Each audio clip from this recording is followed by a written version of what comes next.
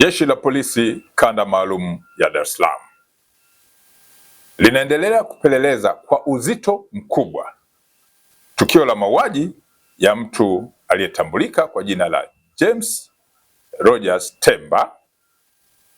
Huyu alikuwa ni mwanafunzi wa mwaka wa pili wa chuo cha usimamizi wa fedha yani IFM ambacho kipo jijini Dar es Salaam, ambaye mwili wake ulikutwa unaelea kwenye maji yaliyokuwa yanatiririka katika mto Msimbazi, eneo la Kipawa, Ilala, tarehe 30 mwezi wa 4 mwaka huu wa 2026, huku mwili huo ukiwa hauna kichwa.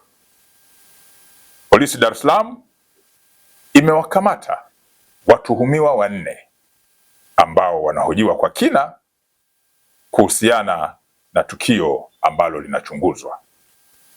Watuhumiwa waliokamatwa na wanahojiwa ni pamoja na Steven Rogers Chaka, huyu ni mbungu, ana miaka 31, ni afisa maabara mkazi wa Hai mkoani Kilimanjaro.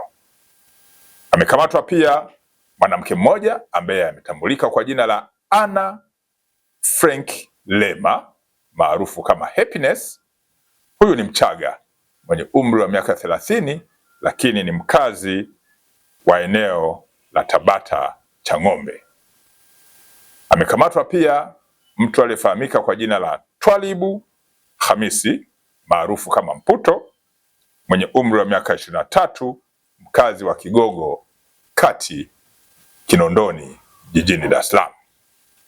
Amekamatwa mtu mwingine wa 4 ambaye ametambulika kwa jina la Michael John maarufu kama Tambali mwenye umri wa miaka 26. Huyu ni mkazi wa Kigogo Kinondoni jijini Dar es Salaam. Vipo pia baadhi ya vielelezo ambavyo vinachunguzwa kuhusiana na tukio hilo. Wito wa Jeshi la Polisi Kanda Maalum ya Dar es Salaam kwa wananchi kuwa watulivu ili kila aliyehusika kulingana na ushahidi ambao unakusanywa na utakusanywa aweze kuchukuliwa hatua za kisheria.